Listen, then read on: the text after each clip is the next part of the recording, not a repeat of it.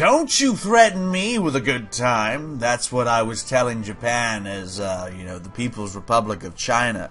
I was pretty much telling them that they could go take their little naginatas and katanas and that stuff and just shove it right up their pert buttholes. That's right, because we're China, baby, and we're going down with this ship. I don't know, I've got nothing, I'm just fucking talking. What's up, guys? Commissar Bro here today with another episode of our little communist China playthrough. When last we left off, war had begun in earnest with the Japanese. And unfortunately, it looked to be incredibly terrifying. If we were going to be able to beat the Japanese, that was something I don't know if I can guarantee. The Japanese have proven in all of my playthroughs to be an incredibly interesting foe. Sometimes being particularly easy, sometimes being particularly difficult, sometimes being a steamroller. And in this particular case, I think the odds of us successfully managing to defeat the Japanese are looking a little meh. I guess you could say. Just a slight little case of meh. I'm not sure. Now, I hope and I pray, but you know how things might turn out. They might turn out in the complete opposite way of which you expect them to turn out. So, with that in mind, we're just going to have to hope and dream and not despair, my dear friends. No. For despair is basically giving up. Is giving up before it even begun. So, yes. So, we're going to try to push. I'm going to take the occasional manual control of my men. The Soviets they've definitely reinforced our border, as you can see. I mean, they've probably put more men on our border than we've got. So, like, the Soviet assistance in this case is significant. Now, the only way we're going to be able to win the war against the Axis forces is if we can defeat Japan fast. We need to beat them now. With the Soviet help, we have to push them out of China. Like, if I can at least get the Japanese pushed out of Korea, or at least into Korea, then at that point, we can hold off the Japanese indefinitely, truly indefinitely. Just have to get them off the mainland, and then we set up defense points.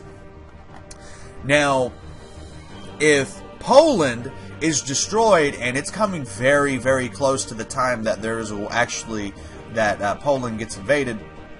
If Poland gets destroyed by the German Reich, then that is something that's going to be an issue, because then the Soviets are going to have to move their massive armies all the way back to the other side of the world.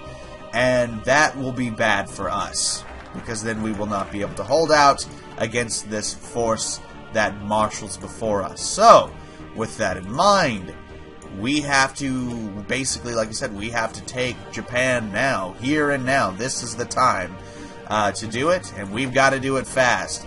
Unfortunately, I've been playing through this playthrough particularly slow.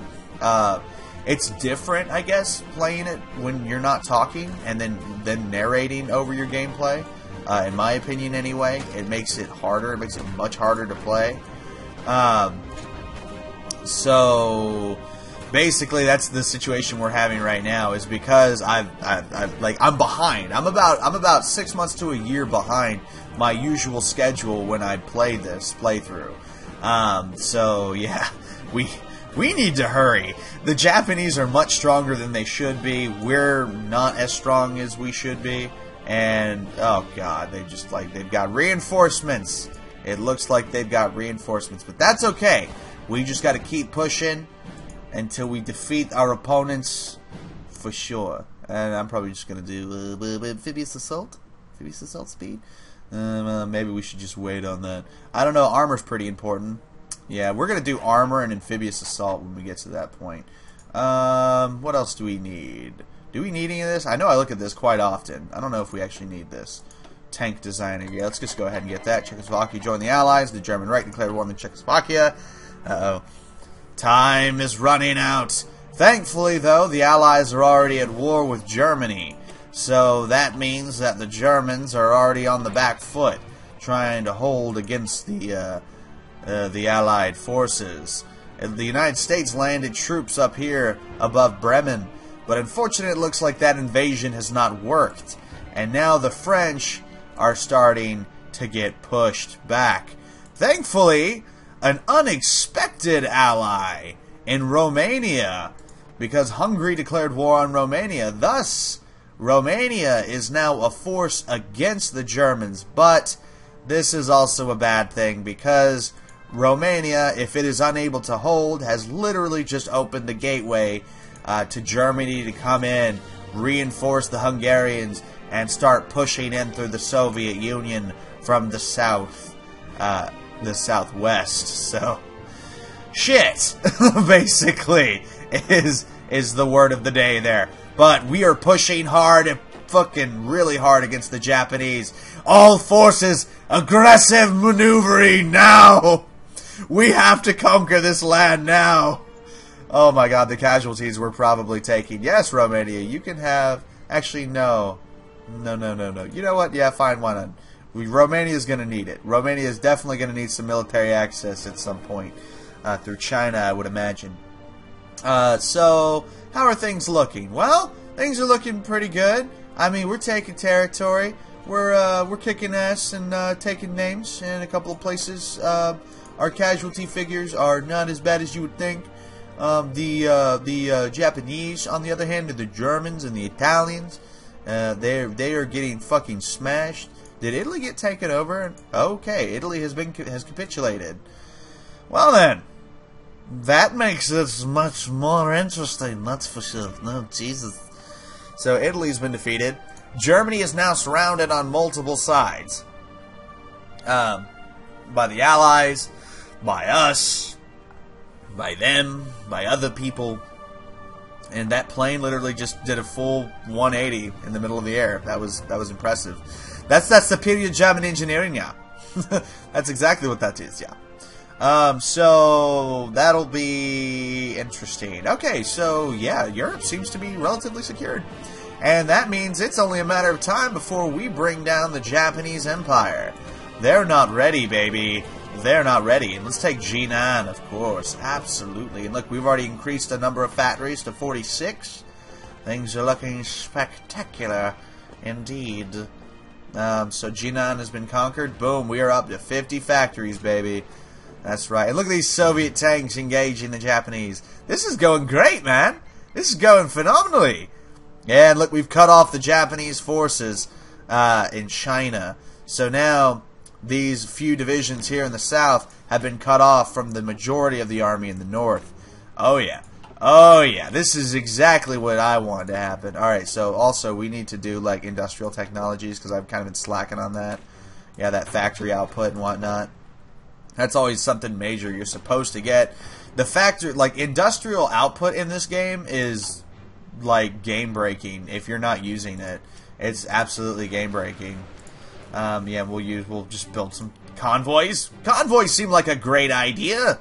Who doesn't like a good convoy? What else do we need? Should we still building stuff? We still building production with the construction?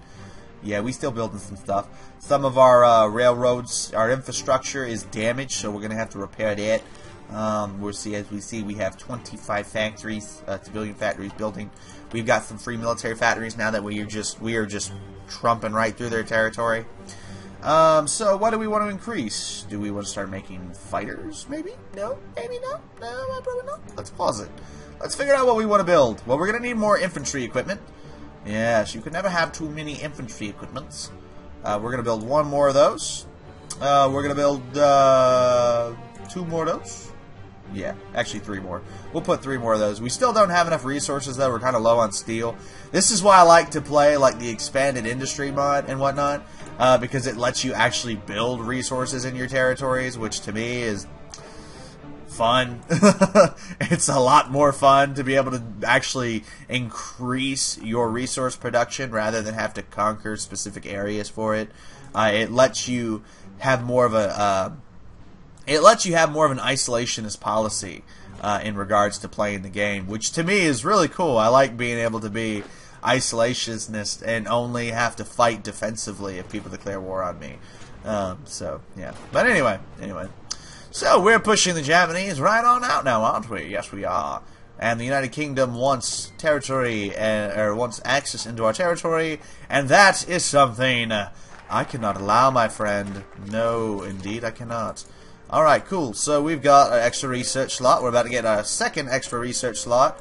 And we're going to go get more industrial things, because we need those. Production efficiency cap, plus 15%. Yes. This is all going according to plan. Except for that. That was an unexpected good thing. And look, Czechoslovakia is holding off against the Germans. That's particularly interesting. Go, Czechoslovakia. You've always been the bully in this. You've always been the one who gets bullied in this war, so good for you. More power to you, buddy. More power to you. Alright. We're going to send these fellows. Why hasn't this city been taken? Go take Nanchang! The hell is this? Slackers! Look at it. Like, he's just, like, walking off. Leaving these perfectly, like, capturable territories to not be captured. Slackers! This is why you can't pay for good help, my friends. You just cannot pay for good help. And we need to cut off the nationalist Chinese before they conquer too much of our territory. Look at this. What is this? The Japanese are just letting them on. Like, oh, fuck tits! Oh, no, that's not good. They're going to get to that port before we do. That's not good. Push! Push into the south, men! We cannot let the nationalist Chinese take this territory, as it is ours. Yes, for we are the true rulers of China. Nobody else. Everybody else is just a pretender. They're liars. They think they are, but they're really not. They're really not. Alright, good. Alright, so they're still pushing into the east. So Fuzhou is definitely going to get taken, and we're not going to get that, unfortunately. But we will gain this territory. Yeah, see, we stopped him from coming through our other territories. Ah, yes, this is my land. It's good to have land. And, see, Fuzhou, yeah, we definitely didn't get Fuzhou. But we stopped the Italians and the Japanese, needless to say. So that worked out pretty well for us. Yeah, so we took those territories. The Chinese still don't have a majority of China. Or, sorry, the nationalists don't have a majority of China. We do. As you can see, like, we have most of China, including Manchuria, and probably soon to be Korea as well. So we're pretty much doing some work here. Us and our awesome Russian allies, who have basically helped us win this fight. I'm going to tell you right now, you're not going to win a 1v1 as the Republic of China, or as the People's Republic of China, without Soviet help. So even if you end up leaving the faction later, you need to join the faction early on so that you actually have a chance of defeating the Axis powers. Because otherwise you won't defeat them. You won't win without that help. And that's kind of why it's really concerning, like when you're playing, if you don't do this fast enough, if you don't get in there and take that territory fast enough, then basically what's going to happen is Japan is going to get reinforced by Italy and Germany, and Germany's going to send its armies. So we got lucky as well too that Germany is at war with the Allies early on. So that really, really helped our case here. Otherwise, we probably would have lost, because Germany would have brought reinforcements and China would have fucking crumbled under Axis attack. Because even the Soviets, they generally don't have enough men. Because being CP like AI controlled, they won't send their whole army into the east because they'll be afraid of a German invasion, naval invasion. And as such, they'll leave this whole side pretty much undefended. Not the whole side, but, you know, you just won't get the majority of the forces that you would need to win the war. So, yeah, I mean, it is what it is, but this has been successful. We've won this, especially primarily with the Soviet Union's help, and now we can safely say that China is its own awesome territory. Did I just give France military access? Why did I do that? That was stupid. Why did I do that? Anyway, whatever. No big deal. No big deal. But, yeah, so there we go. Another awesome episode of our little Communist China playthrough. We have a bunch of new factories. We have a bunch of new equipments and divisions. We have a lot of new, nice, shiny land. Like, look at that. Look at China. Looking sexy, man. Now we just have to get rid of the nationalist Chinese. We'll kick them out. And once we do that, it's game over, baby. It's game over. Anyway, this has been Commissar Bro. Thanks so much for watching, guys. I hope you've enjoyed this as much as I've enjoyed playing it, because you guys know I'm a big fan of Hearthfire 4. This is probably one of the best grand strategy games I've played in years. This shit is phenomenal. And I recommend it to anybody who hasn't bought it yet. Like, seriously, if you haven't bought this yet, go buy it. It's just great. Go get it. Stop wasting your time with other, less fun games. And get this one. Anyway, this has been CB, and Romania's losing. And I'll see you next time.